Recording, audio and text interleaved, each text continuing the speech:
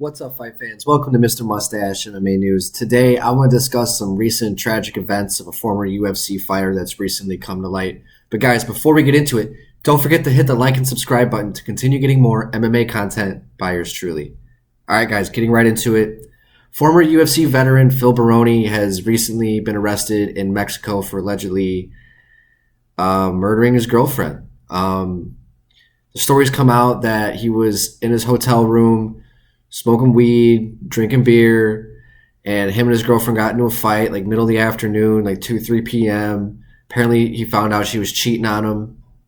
And this is what he told the police, right? He told them that they got into an argument. He told her that she needed to go take a shower after he found out that she cheated on him. She refused to do so, and he forced her to get in the shower, and upon doing so, she slipped, fell, and hit her head.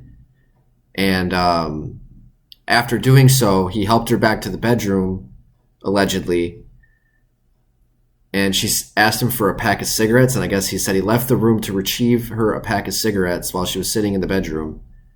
And when he came back, she was laying down unresponsive, to where he laid down with her thinking that she just fell asleep, and once he tried to wake her up, she was unresponsive, I suppose. He has now been taken in for murder. Honestly, it sucks to hear these things about these former guys. You had the recent death of Stephan Bonner, where just, you just saw like this slow, tragic decline publicly with him. And then you got a guy like Phil Baroni, who has always been kind of known as like this wild, brash guy. He was known steroid user, abuser.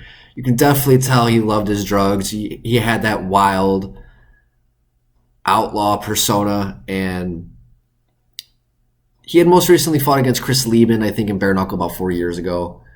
And he was just one of those guys you can tell, CT was definitely affecting him. The guy was definitely abusing drugs, abusing alcohol.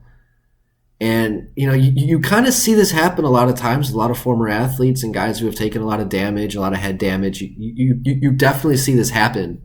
And it's just really unfortunate to hear, and I'm sorry for her family to have, a death like that over something so minute. And it's unfortunate to see what happens later in life to a lot of these guys who take head damage. I mean, it's very obvious CTE and drug use, the mixture of the two, took a hold, and it's just unfortunate, man. And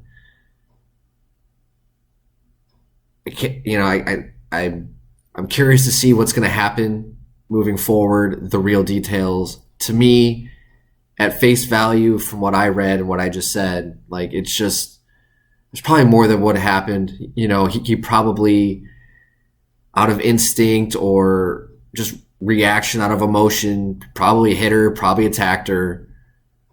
He probably hit her, had hit the ground, and he probably panicked, and he probably did. I don't know, man.